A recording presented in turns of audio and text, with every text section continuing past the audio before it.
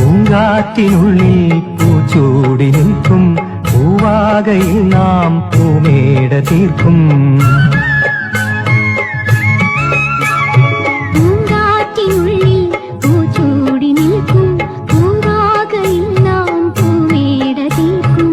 ഉണരും പുതുവെയിലിൻ പുലരിക്കൂടിൽ പടരും നറുമലരിൻ ഇതളിൻ ചൂടിൽ